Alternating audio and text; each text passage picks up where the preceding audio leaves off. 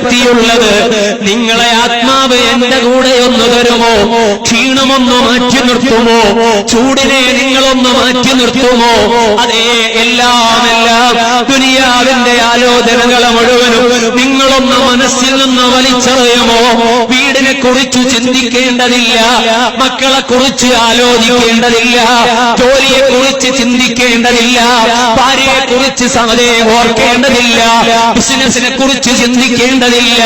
കുറഞ്ഞ സമയം മനസ്സൊന്ന് മുത്തുനബിയിലേക്ക് ചേർത്ത് വെക്കുമോ? എത്ര നാളുകളായി ദുനിയാവിന്റെ കാര്യങ്ങൾ നമ്മൾ ചിന്തിക്കുന്നു, എത്ര മണിക്കൂറുകളായി അതേ ദുനിയാവിന്റെ കാര്യങ്ങളിൽ മനസ്സിങ്ങനെ ചലിക്കുന്നു.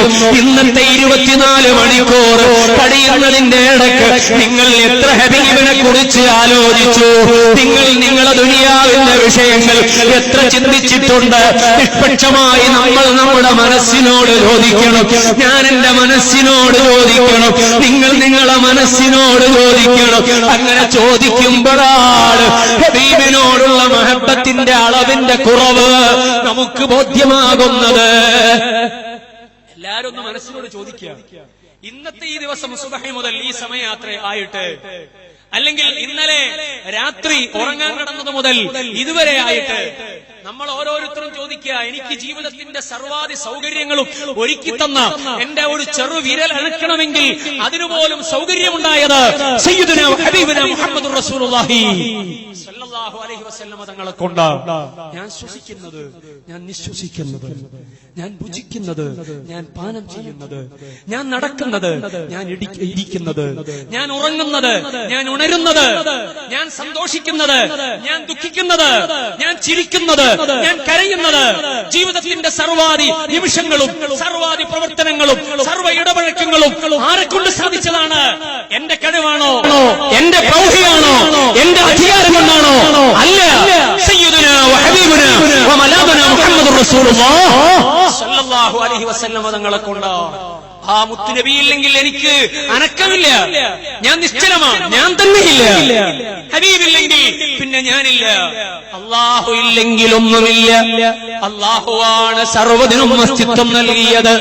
എന്നാൽ അല്ലാഹുവിലേക്ക് നമ്മെ കണക്ട് ചെയ്തിട്ടുള്ള ലോകാനുഗ്രഹിയായ പ്രവാചകരില്ലയോ?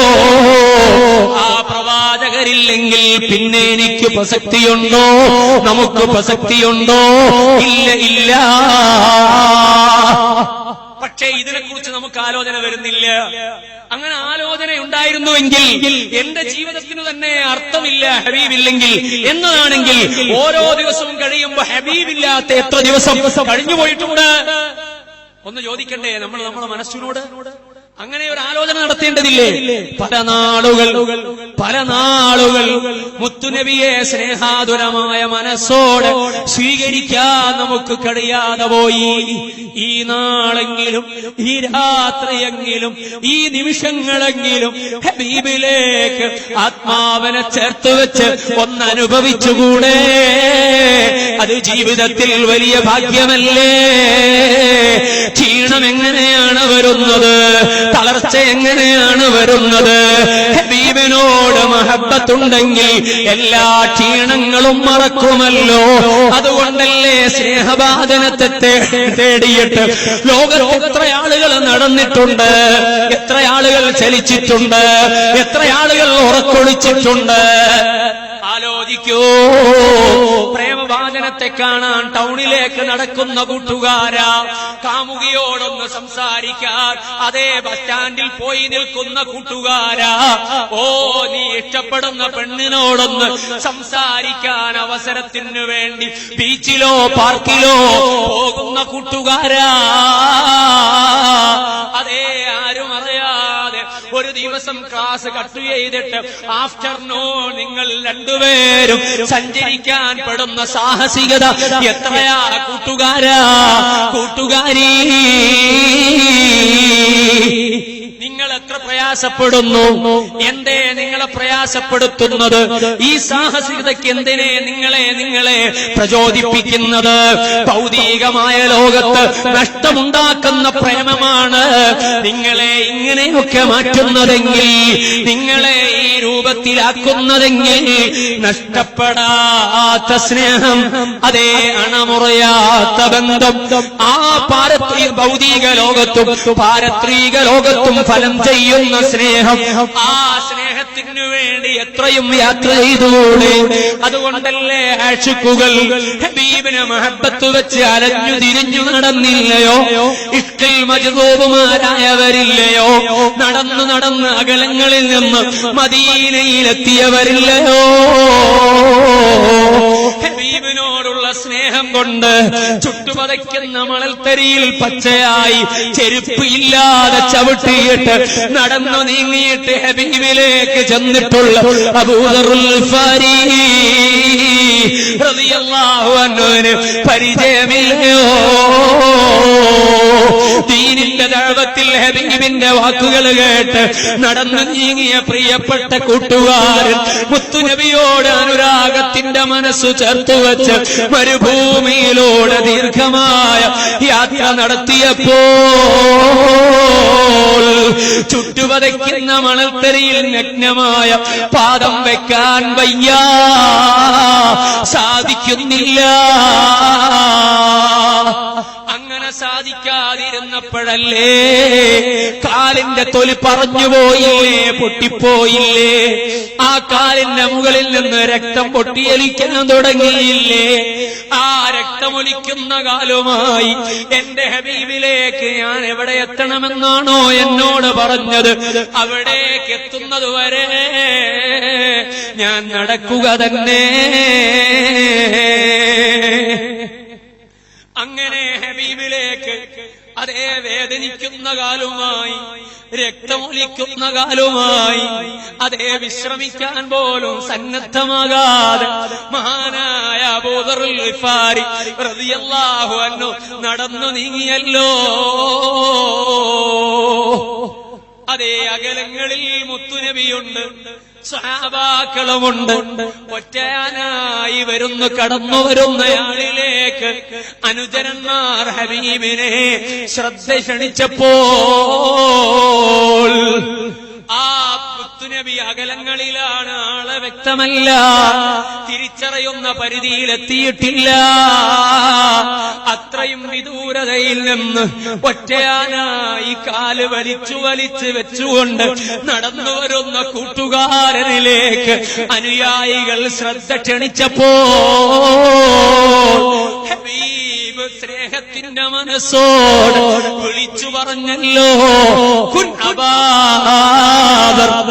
ഓ നിങ്ങൾ അതേ, അത് അബൂദറാണ്, അത് അബൂദറാണ്.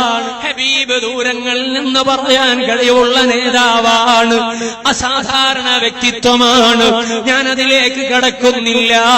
അതേ സഹാബാക്കൾ ആകാംക്ഷയോടെ കാത്തു നിൽക്കുന്നു. ഹബീബ് ഒന്ന് പറഞ്ഞാൽ പുലരുമെന്നത് വസ്തുതയാണ്. അത് പുലരുന്നത് കാണാനുള്ള അവസരത്തെ കാത്തു നിൽക്കുന്നല്ലോ. അടുത്തേക്ക് കാല് പ്രയാസപ്പെട്ട് വലിച്ചുകൊണ്ട് അബൂദർ തങ്ങൾ വരുമ്പോ രക്തകണങ്ങൾ അതാ കാലിന്റെ മുകളിലുണ്ട്. ആ വരവിങ് കണ്ടപ്പോ മുത്തുനബിയുടെ മനസ്സ് വേദനിച്ചുപോയി, ഹബീബിന്റെ മനസ്സ് നൊമ്പരപ്പെട്ടുപോയി. അതേ അബൂദറിനെ നോക്കിയിട്ട് മഹാനായ ഹബീബ് മുഹമ്മദുർ റസൂലുള്ളാഹ് സല്ലല്ലാഹു അലൈഹി വസല്ലം തങ്ങൾ പറയുന്നു, തംശീ വഹദക വതമൂതു വഹദക വതുബ്അതു വഹദക ഇൻഷാ അല്ലാഹ്. വിശാലമായ ഒരു ചരിത്രമാണ്. അതിലേക്ക് പോയാൽ എന്റെ സബ്ജക്റ്റ് എവിടെയും എത്തില്ല. അതുകൊണ്ട് ആ വാക്കിന്റെ പുലർച്ചയിലേക്ക് പോകാൻ എന്റെ ഇന്നത്തെ സദസ്സെന്നെ അനുവദിക്കുന്നില്ല.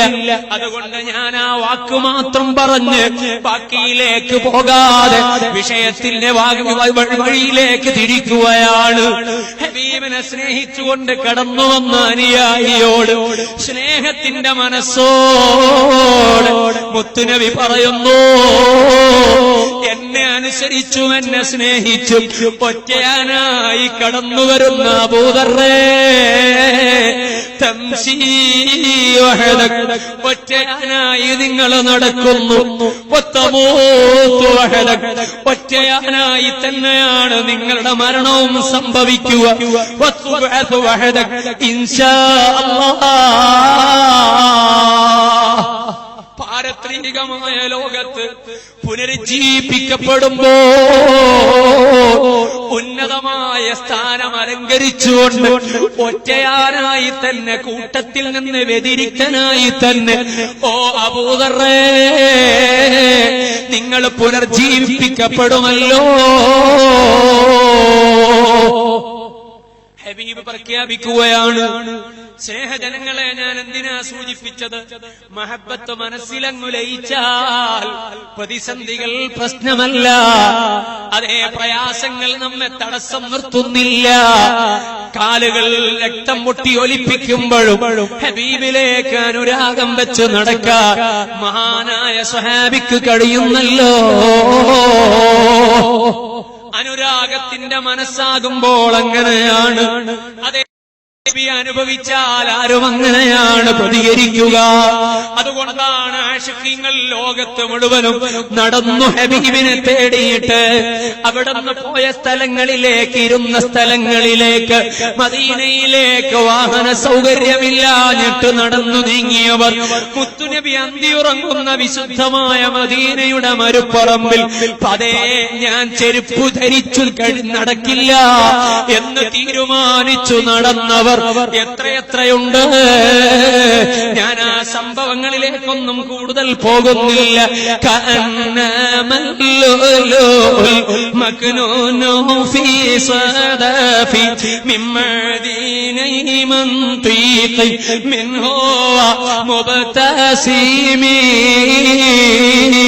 ആത്മാവിനെ ഒന്ന് തരൂ, മനസ്സിനെ ഒന്ന് ചേർത്ത് വയ്ക്കൂ. ഖുബ്ബത്തുൽ ഖദറായിന്റെ താഴെ തുറങ്ങുന്ന മുത്തുനബിയിലേക്കൊന്ന് നോക്കുമോ?